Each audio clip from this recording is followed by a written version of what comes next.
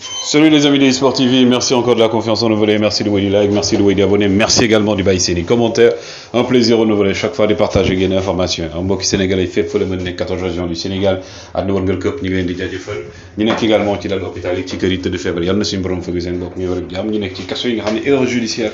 moo leen fa yóbbu suñu borom génne leen fa tegal ci yoonu dëgg ñu dëddu àdduna suñu borom xale àjjana fi daw si gars yi yéexee ñu on avance ensemble dans la magie de eSport TV. Actualité en continu gars yi par rapport ak li nga xam ne tey la ñu waxtaanee mooy kii di Edouard Ndiol Coumba Mur de Gorée Mendy. Pourquoi Edouard Mendy war a travailler son jeu au pied surtout ak également Thomas Tuchel li nga xam ne mooy déclaration bi mu def ci Kalidou Koulibaly ak aussi les attentes qu'il a autour du roc de la défense sénégalaise loolu la ñuy waxtaanee mais d'abord yéen kaay bi nga xam ne nag moom mooy donc statut xatam mu njëkk mu wax ci Pape Ousmane Sakho mi ne j'attends mon heure en équipe nationale damay xaar sama waxtu jot ci équipe nationale Mamadou Diallo ak li nga xam ne mooy donc beach soccer yi wane seen bopp Aliou Cissé nous a donné du crédit loolu nag bii di Boubacar Gadiaga moom moo ko daal di wax ak aussi li nga xam ne mooy suprématie sénégalaise bi sur le continent par rapport li nga xam ne mooy donc trophée yi ñu daal di jël record ne Koulibaly une éclaircie plutôt dans la grisaille il a été incroyablement bon un des meilleurs plutôt le meilleur joueur sur le terrain loolu nag Thomas Tuchel moo ko wax jëmale ko ci Kalidou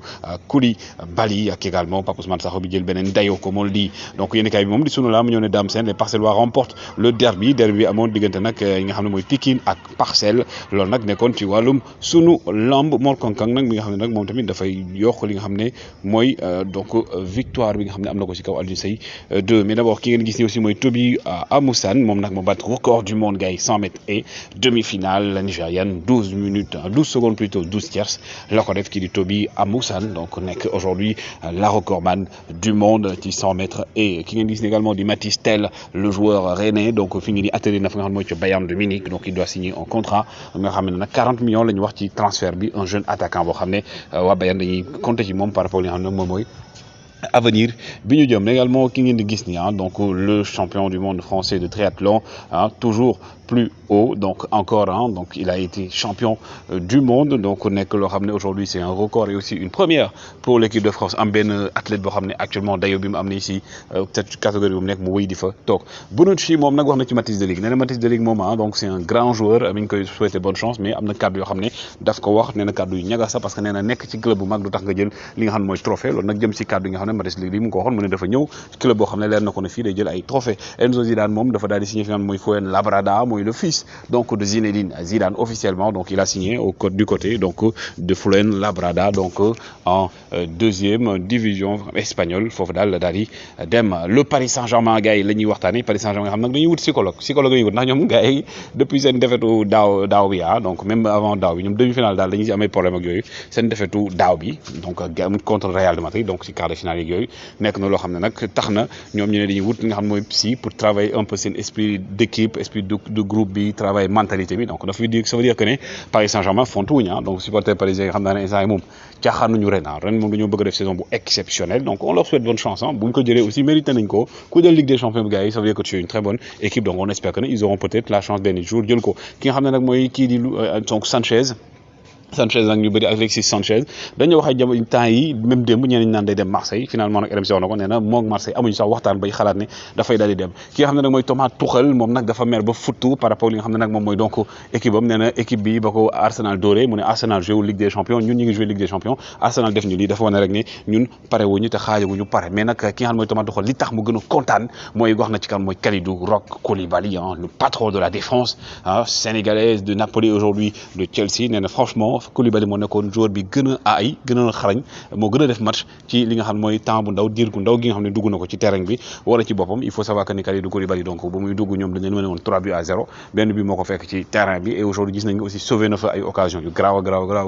gis ngeen bu dóoru Bukayo Saka boobu noonu donc aujourd'hui Kalidou Koulibaly donc kii nga xam ne mooy donc Thomas Tuchel nee na il espère nag nee na li mu gisagum doy na ko et nee na c'est de manière extraordinaire nee na c'est l'un des meilleurs défenseurs du monde et que tey lim ko am nii donc voilà il espère que ne gëm na ne Kalidou Koulibaly dina apporter lu bëri équipe bi donc le Sénégalais bi nga xam ne tey dafa dem foo xam ne donc nee nañ les meilleurs défenseurs fa lañ nekk mu nekk fa nag ak concurrence ak ki nga xam mooy Virgil van Dijk entre autres Van Dijk bi gars yi aujourd'hui c'est le meilleur défenseur du monde donc yéen donc Kalidou Koulibaly war a dem foofu war a wane boppam war a wane également lui c'est le meilleur défenseur du monde et aussi de manière générale de manière incontestée ni ñu ko tànnee mu nekk meilleur défenseur Italie noonu la ko nekk donc laaj bi aussi naa leen ko laaj ci fin bi par rapport ak loolu ma leen wax mais aussi ki nga xam ne mooy donc Edouard Ndiol Coumba Murdegoré Mendy gars yi Edouard Ndiol Coumba Murdegoré Mendy aujourd'hui gars yi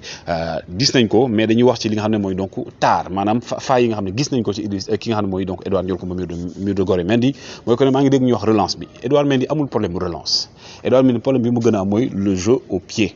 au vrai sens du terme parce que ses relances il les réussit mën na def erreur benn yoon mais son problème c'est le jeu au pied loolu la war a gën a travailler maanaam di jouer di participer ci jeu bi loolu tey moo nekk tolof tolof boo xam ne nemmeeku nañ ko ci Edouard Ndiol Coumba Murdegoré Mendy c'est un excellent gardien de but li gën a jafe ci gardien tey moom la am et loolu tey la Courtois manqué mooy lan le jeu au sol